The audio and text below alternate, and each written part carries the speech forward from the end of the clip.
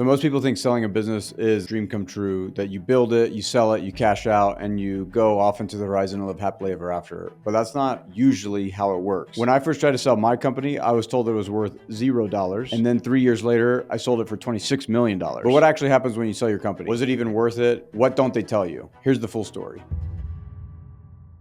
I started my career as a mergers and acquisitions lawyer, so I was used to the idea of buying and selling companies as an attorney, but it was a totally different experience when I was in it, doing it, experiencing it for myself with my own business, with my own capital at the line, and the money that I could stand to make or lose based on the exit. The first time I ever even had the idea of selling was about 2.5 years after I had started my escape room and my trampoline park business. I had grown it from one location to a second location, and as I started operating that second location, I realized that a lot of the processes that were working when I was running one location by myself started to break when I went to a second location. But the thing that changed everything was after I'd started to operate this second location, there was a customer that was playing the escape room business that I had that got hurt. And it was the first injury that I had ever had in the escape room business. And what happens when you have an escape room business or any brick and mortar business, you get liability insurance to cover you just in case anybody ever sues you. When my chief operating officer told me that there was a customer that had broken his arm, I told him to do what we had always done in the trampoline park business, where we had a lot of injuries, which was basically to send the claim to insurance and let them handle it. And he told me that there was an issue because there was a gap in insurance. Now, we had had insurance for 3 years prior, and there was a 48-hour period where we didn't have the coverage that we were supposed to have in that insurance. And within those 48 hours, that's when this customer went and he played the game and he broke his arm. We were left to defend the lawsuit ourselves. In the grand scheme of things, it wasn't actually that big of a deal. We ultimately ended up settling the lawsuit for a couple $1,000s. But in the moment, it felt like I had taken on too much, that I had overgrown my desire to operate the business, and I wanted somebody to just bail me out. I had this fantasy of somebody pulling up to my door with a suitcase full of cash and just paying me millions of dollars to walk away, and for them to take on all of the problems that I had created in the business that I didn't yet know how to solve. In that fantasy state, I actually reached out to one of my biggest competitors. I told him that I had been following him for a while and I had been contemplating selling the business, and I wondered whether he would be interested in having the conversation with me about selling or not. He was an older guy, and so he told me that he was happy to have the conversation. And a few weeks later, I went down and I met with him at his office. I told him that we had just grown to a second location. Between the two locations, on a run rate, on a projected going forward basis, we were going to be making about $2 million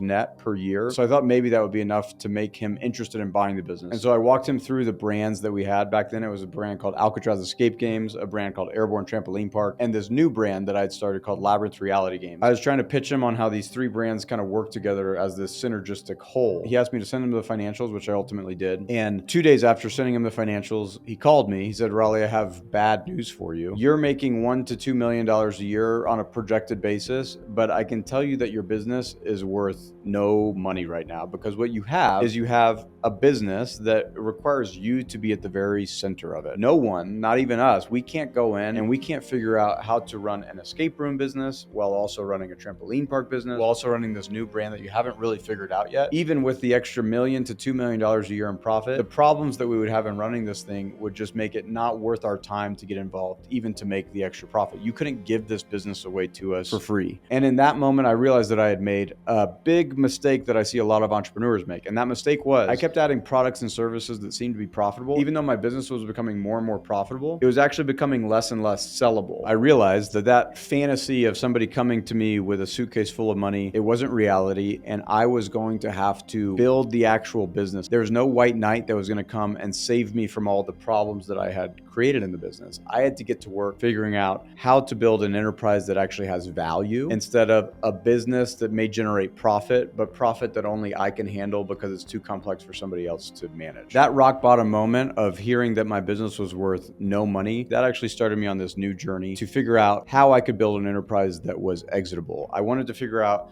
why it was that when I was an attorney, I could work on these billion-dollar transactions of these people buying and selling companies. But then when I went to operate my own business, I built something that was worth basically zero to anybody else except for me. In this video, I want to talk about these two big categories. One is if you're an entrepreneur and you have a business that you think one day you may want to sell, but you aren't sure when that is. And then the second thing that I want to talk about is the asset itself, the business itself, and what the business has to look like in order for it to be sellable. First, we're going to talk about timing the exit. I think it's important important for any entrepreneur to understand that when you start thinking about selling your business, there's this culture in entrepreneurship that even the thought of selling your business, it makes you a sellout. That your business and your entrepreneurial journey, you should be all in, balls to the wall, balls to bones, committed to your company for the entirety of your life. And I'll just tell you from my own personal experience, when I look back at the exit that I had versus the cash flow in the business that I generated along the way when I was the operator of it, the 80-20 rule applies. 20% of the money that I made while owning that business was in operating the business through distributions and through the cash flow that was generated. 80% of the economics that I generated while owning that business were through transactions, were through liquidity events, selling the business to somebody else. Because when you sell the business to somebody else, you're getting paid an exit multiple, a multiple of your last year's earnings. And so if you're getting paid a 5x multiple on last year's earnings of $100,000, basically the next 5 years of the business, you're getting paid in one day, in one wire transaction, if you do it the right way. And so it's important to understand that when you start thinking about an exit based on these 4 criteria that we're going to talk about, you're actually doing the things that are best for the business because you're divorcing you and the business from each other. You're making it so the business can survive without you as the founder, and also that you as the founder can survive without having to operate this business as a key part of your identity. And so anytime that I'm talking to an entrepreneur that's thinking about the exit, we focus on 4 qualitative factors before we get into the quantitative factors of what the asset needs to look like. And the 4 qualitative factors of timing an exit are: how does the market look? The founder, what's happening in the founder's life and what the founder wants to move to, the team that the founder has right now, and then the products that exist within the business. These are going to be qualitative questions that we're going to ask so you can start mapping out for yourself and asking yourself, am I in the right business? Do I want to stay in this and do this for another 10 years? Or if I had an off ramp in the next 12 to 24 months, I think I could see myself taking it. So first, we're going to start with the most important issue, which is the market itself. The reason why we start with the market is because nothing in all of the other areas with the founder, the product, and the team, none of those things solve a bad market or a slow growth market. And so with the market, it's important to understand, if you knew everything that you knew about the market that you operate in, would you start this same business today? And so in my personal experience, in my escape room and my trampoline park business, we'd started that business in 2011, where the trampoline park business wasn't very competitive. By the time we got to 2016, there were competitors, there were big competitors: Urban Air,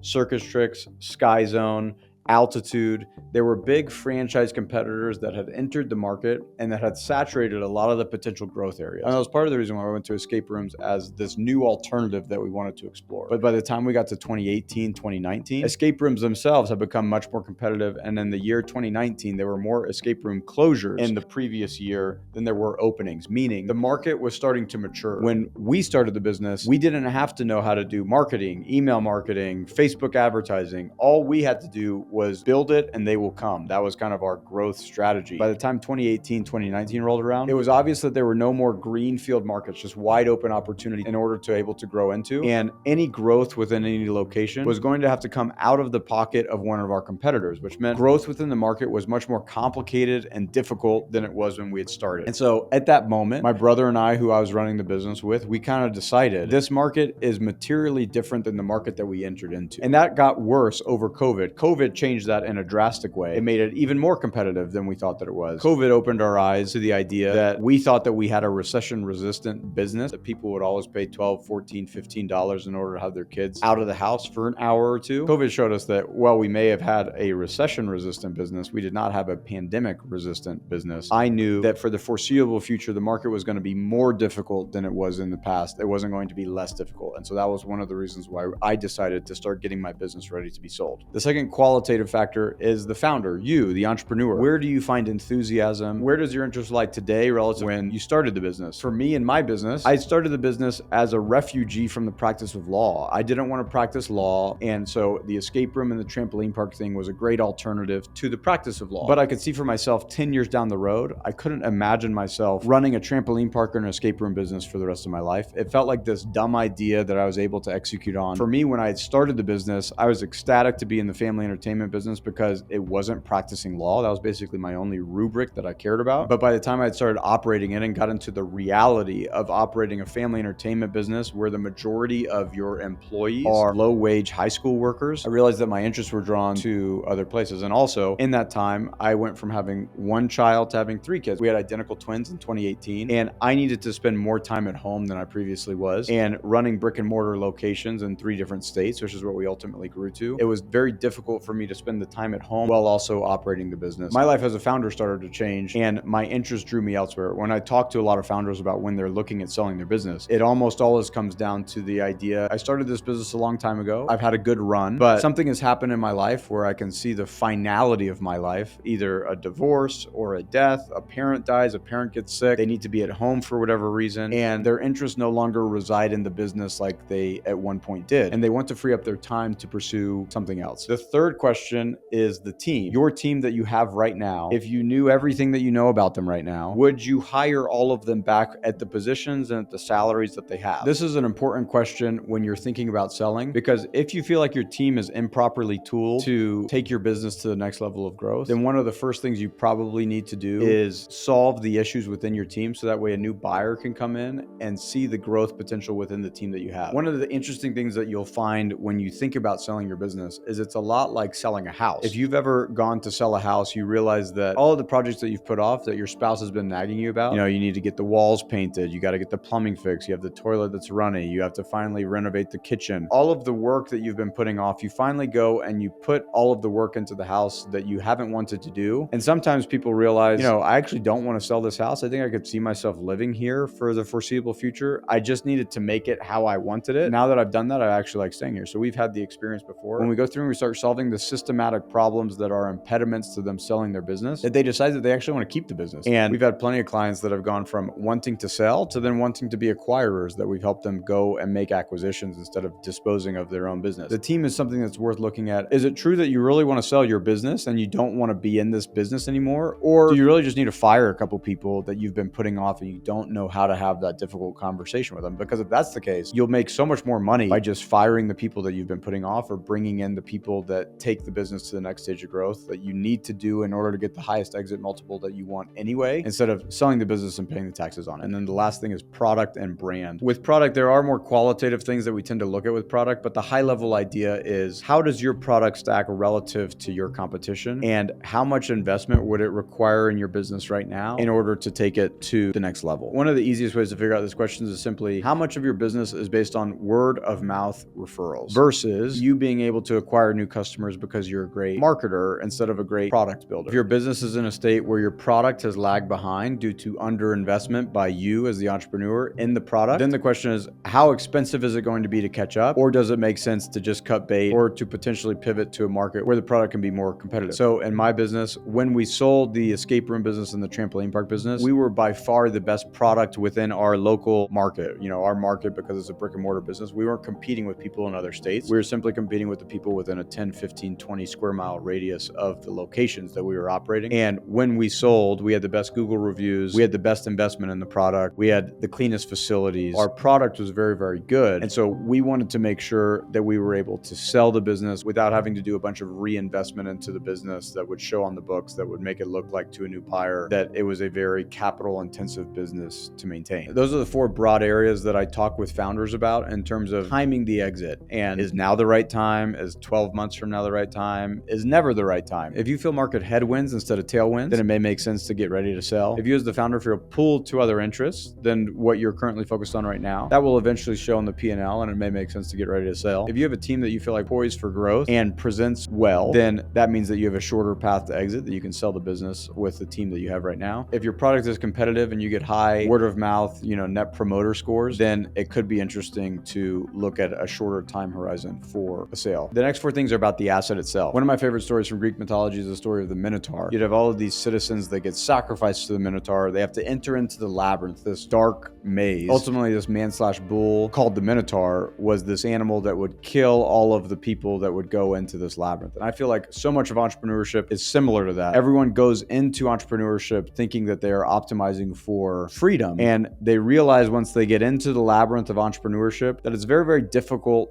to get out. And the guy who ultimately kills the Minotaur, a man named Perseus, the way that he does it is he gets this thread, this golden thread that he ties at the very front of the labyrinth. He goes into the labyrinth, he finds the Minotaur, slays the Minotaur at the very center, and then he uses this golden thread in order to extricate himself from the labyrinth. And so we think about, whenever you think about selling your business, I think about it in terms of these four categories, and they spell GOLD, G-O-L-D. First is the growth of the business. If you have a business that is at stable or declining growth, it's very, very difficult to sell a business that way. So growth is first. Next is the operations of the business and how involved you are as a founder within the operation. When businesses start at the very, very beginning, the founder tends to be the heartbeat of the organization. And a lot of times the founder is very hesitant to pull himself out of the business because the founder gets a lot of identity, a lot of purpose, a lot of joy at being involved in the business, doing sales, making revenue, having the business grow. And so there's always this point where the founder has to let go the baby that he or she has started in order to have the business manage its own growth. And that's when it becomes an asset as opposed to a business. And so the second thing is the operations of the business. The third is the leverage of the business. And there's a lot of things that we look at, but the simplest thing to look at is how clean the books are. If the founder has commingled their personal life expenses with the business life expenses, then it's very difficult to see the leverage that the business is able to withstand. Leverage meaning anytime a buyer comes in to buy the company, it tends to be the case that if you want the highest exit multiple, you need to have the business work in a sense that is leverageable, which means that its net profit can withstand the debt load that a new buyer is bringing to the business. And in order to do that, you need to have clean accounting, clean books in the way that that's done. The fourth thing for the golden thread that allows the entrepreneur to extricate himself from the business is the defensibility of the business. How defensible is it? There's a lot of things to look at within the defensibility, like the trademarks of the business. You know, do you have legal defensibility? Do you have brand defensibility? How difficult would it be for a new market entrant to come in and uproot you? What are the moats of the business? What are the things that make this business durable and make it look like a very low risk purchase for a business buyer? Why was my business worth $0 when it was generating over $1 million a year net profit?